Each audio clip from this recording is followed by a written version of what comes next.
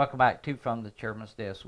Today it's an honor and privilege to have Dr. Linda Oxendine with us. She recently retired from UNCP. She's the Director of American Indian Studies. Doc, it's good to see you today. Thank you. And I'm starting pleased to this be program off in the Lumbee way, I'm going to ask you a question. Who's your people? Okay. My people are from Prospect, Pembroke, and Union Chapel. My mother's from Prospect, from the Dial family. My dad's Oxendine from Union Chapel, and I was raised in Pembroke. All my life in Pembroke, but I identify with both communities. All right, you come from some good communities. Yes, good communities. yes. As we know, this month is American Indian Heritage Month, and what we want to do today is bring an expert about Lumbee history and let her just have a little dialogue with you. So, Mom and Dad, get your kids. I want them to watch this, and they're going to learn something today. Doc, just why is it so important that the federal government and the state recognize they have American Indian Month? Well, I have mixed feelings about that. First of all, I think we should be studying and learning about American Indians throughout the entire year. So, for instance, when we talk about the Constitution, we could talk about the Iroquois Confederacy and their great law and its influence.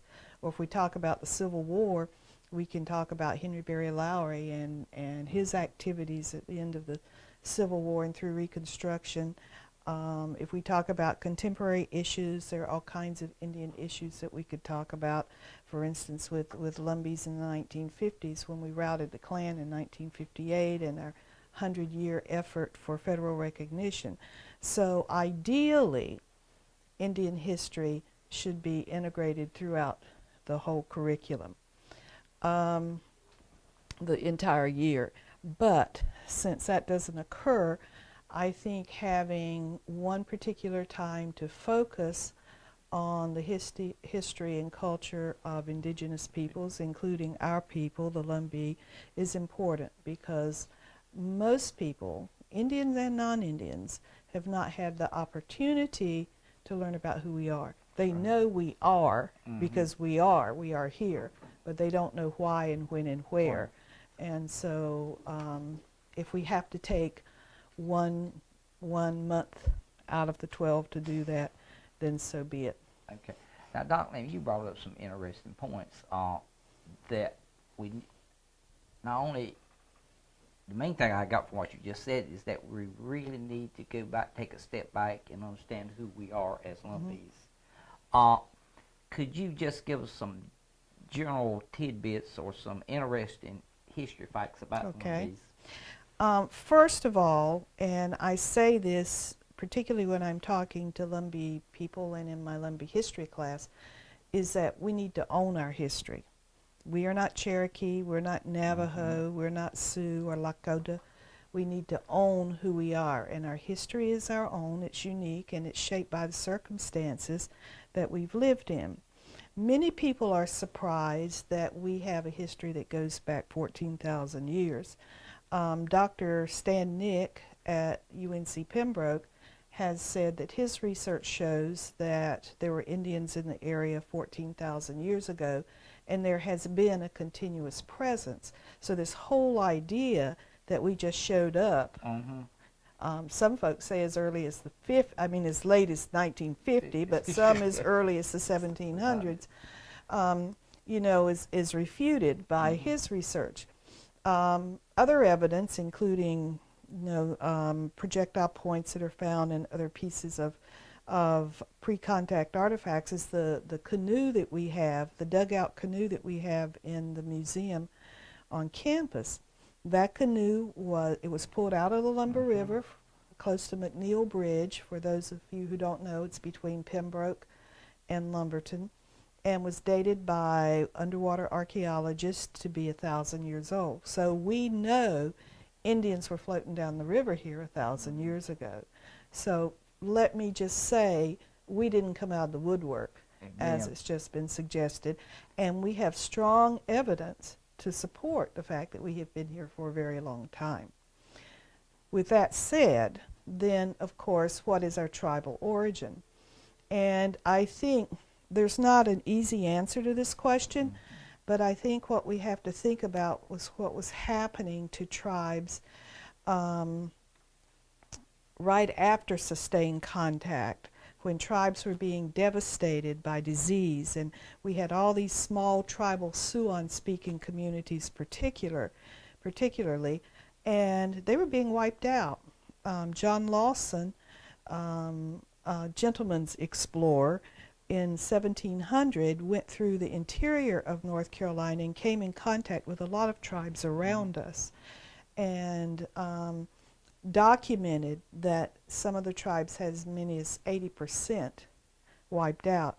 Now, I think Indians, even today, when you think about it, we have a community psyche, we have a group psyche, we have a tribal society, so we survive together.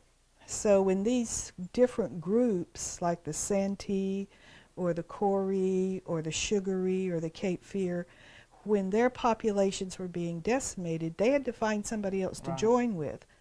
And so they sought out other people, and I think and this theory is supported by other historians, I think they came to Robeson County because of the swamps, because other Indians were here, and it was a protective environment, plus it was a social kind of environment that they could connect with.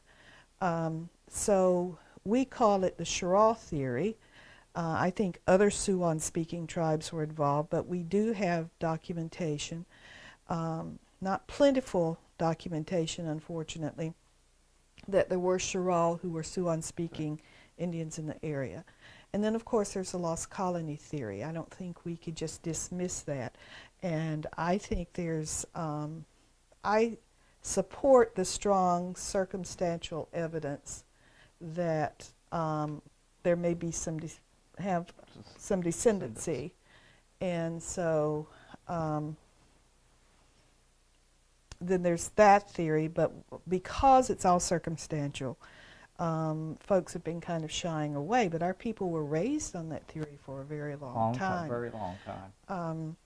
And then, of course, we can look at all the different historical events where we have functioned as a tribe. The Lowry War. We functioned as a tribe, as a sovereign people during the Lowry War. As I mentioned before, the rally, the KKK rally at Hayes Pond in Maxton, we functioned as a tribe then.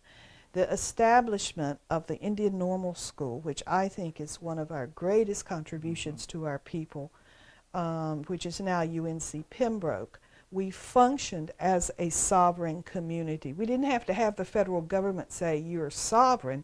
We were sovereign, we believed we were sovereign, and we acted sovereign.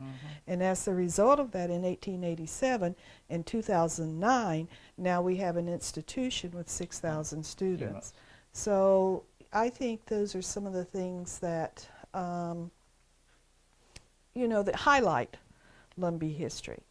And let me say to your folks that if you want more, UNC Pembroke offers a full semester course in Lumbee history and culture. Doc just said you asked me to sum up in 10 minutes what takes me 16 weeks to teach. I hope Dr. Oxendine is increased your interest in who you are, because you're a proud people.